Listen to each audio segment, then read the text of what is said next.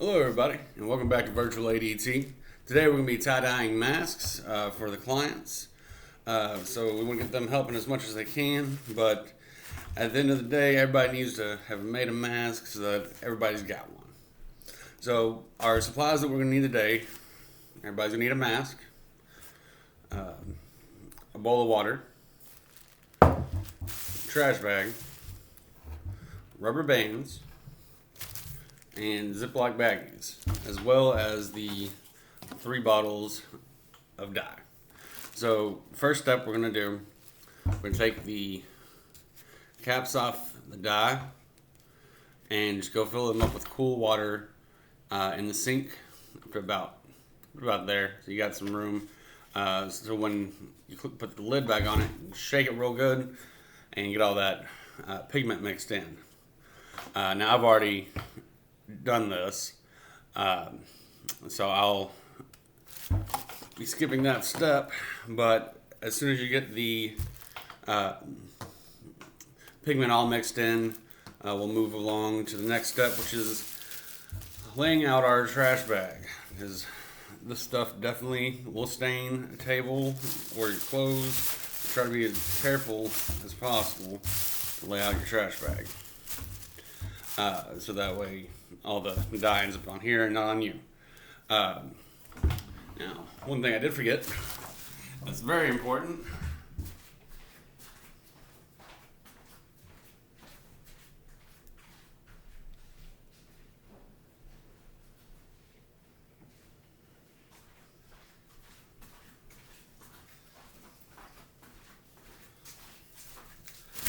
Our gloves. Now, some of y'all, I brought gloves too, depending on how many was in the package. Otherwise, we have gloves at the house. Just make sure you and your clients are wearing gloves while doing this, because it is messy and it will stain your fingers. It comes off after a few washes. It's not the end of the world, but if you don't want it on your fingers, I definitely suggest gloves if you can get your hands into them. They're kind of tiny.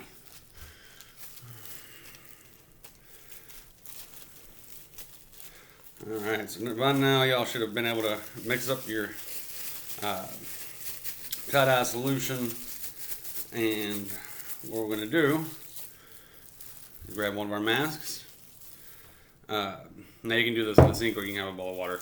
What you want to do is make sure that your tie-dyeing subject is damp. So you just dip in the water, wring it back out. It doesn't have to be soaking wet or anything, but it needs to be a little damp, because that'll help some of the dye adhere to the fabric. So now once we have a damp mask, there's a few different techniques we can use to dye our masks. One of which is by pinching the middle of it and pulling everything down, giving it a little twist, like so, and then we're going to take the rubber bands and go around it probably about 3 times. So these rubber bands are kind of large, so you'll have to keep kind of going around it a few times, but we'll put about 3 rubber bands on there. If I can.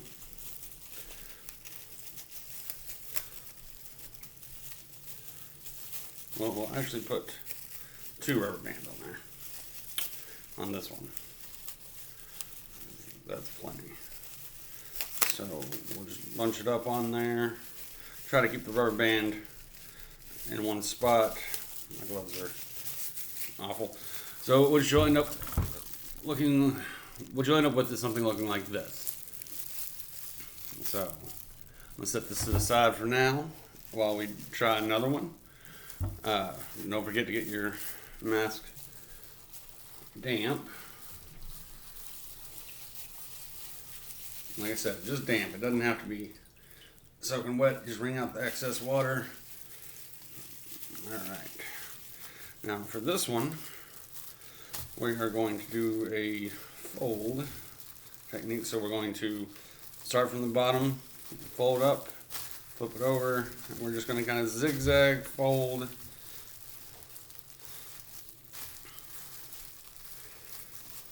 all the way to the top and pinch it.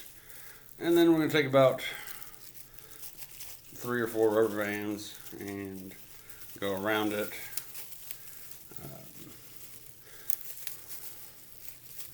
Just be kind of careful not to bunch up the earpieces in it. This one you have to go around kind of a few times because it's kind of tinier.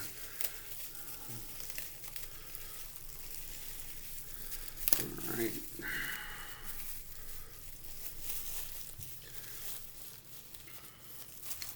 Now we'll put one on each end.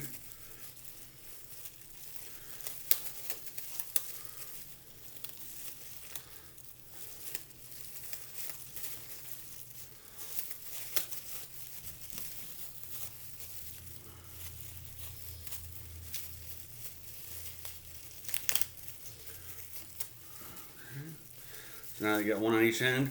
What we're going to do is bend right in the middle,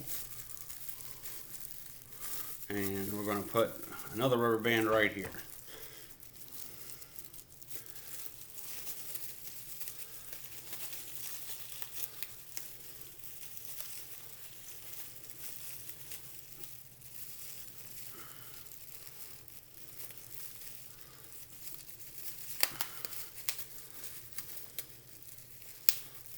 Alright, so this one's going to look a little bit like that. And we'll lay that to the side for a minute while we do our next one. Once again, don't forget to get this damp. This next one we're going to try to do a swirl technique. This one's kind of a little harder with the masks because they're tiny.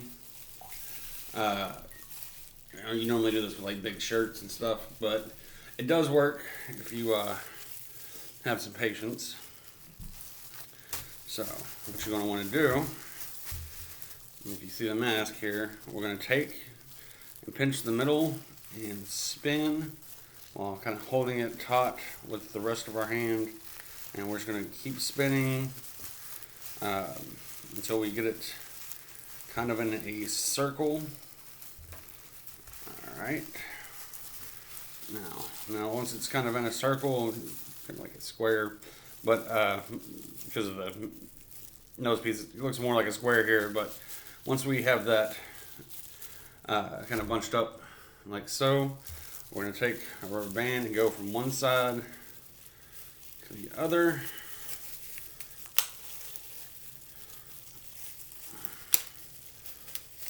Alright, and then opposite of where we just put that, we're going to turn it and do it again. And this is going to be a real tiny bunched up mask. So, but when we're done with it, it's going to turn out pretty neat. It'll be like, you'll have like a swirl pattern in it. Ideally, hopefully. So we have 2 rubber bands on here, and we got 4 different quadrants on both sides to put colors. So we'll set that aside, and now what we're going to do is start the dyeing process. So we'll start off with one at a time, and start off with the first one we did. I'm just going to pick 3 random colors. I have black, purple, and pink. So make sure your solution is shaken up, and we're going to gently and slowly start pouring this into the fabric.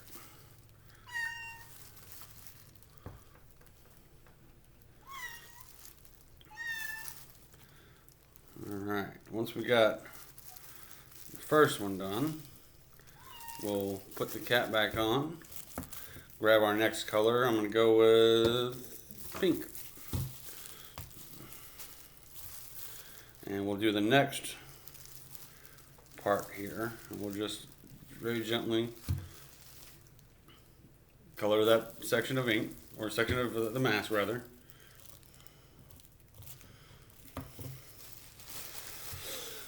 And we'll put the lid back on it, and we'll grab our third color, which is purple, and we're going to finish it out. We'll just put some purple dye on the bottom part here. Make sure you get all of it, including the earpieces. And kind of saturate it with color there. And we'll put our lid back on. Now we're going to carefully grab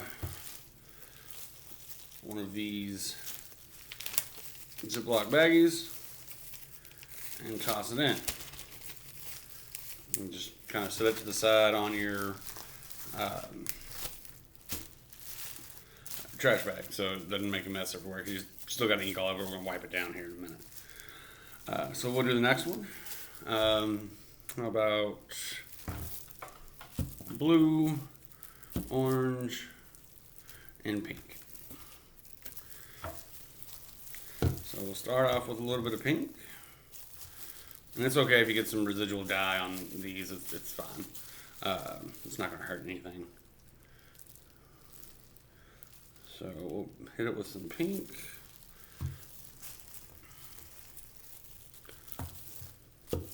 And then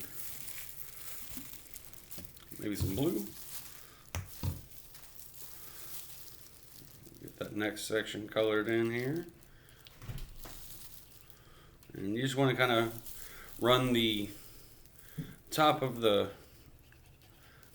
dye bottle across the fabric while doing this. You don't want to like squirt it from like a distance. You just kind of want to run it across. We'll get some orange here, and we'll get the rest of this. And we'll just go down each section.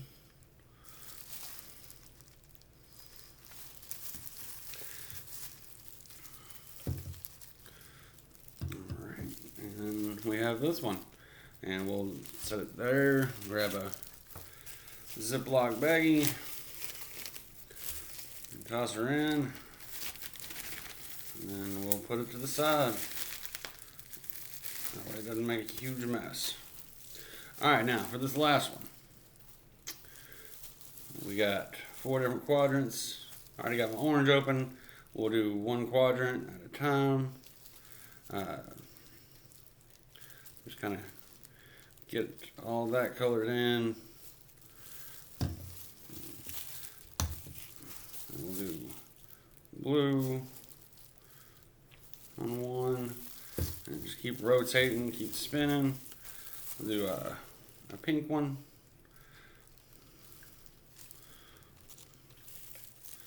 And how about a black one?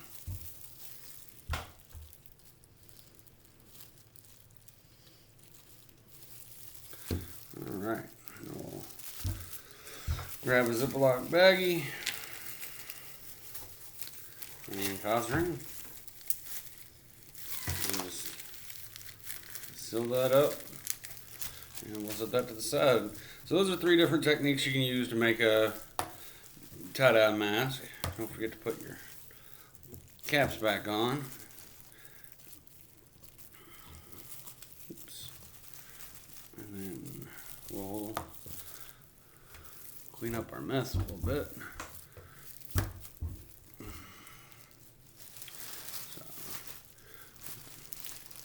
So if you want to wipe down these bags with a paper towel, and just get some of that excess ink off, that would be perfect. But I would suggest grabbing another trash bag, a dry one, and just setting these on it. They'll need to sit for at least 6 to 8 hours. I prefer 12 to 24, so that ink, the dye just really like stays in there. So what we'll do is tomorrow, uh, around about the same time, we will. Well, actually, a little bit earlier because you don't have time to wash or dry it. So probably about 1 o'clock tomorrow. Toss these in the washer, and just by themselves. Don't put any other clothes in there. We're gonna take the rubber bands off first, obviously. Sorry. So you'll take the rubber bands off, spread them out, take a look at them, see what kind of how they look. Then you're gonna put them in the washer and wash them on cold water, and then dry them, and they're done. That's it. Then your clients have masks that they can wear when they have to go out, through the drive-through, stuff like that, or if they go to the park. Yeah, I know that there's not a whole lot of places they're able to go still yet, but they'll have them when they need them. So it's important. It's definitely important that they wear masks if they're going out at all. So thank you guys, and I will see you next time. Let me take these little tiny gloves off and hit the stop button. Bye. Ah.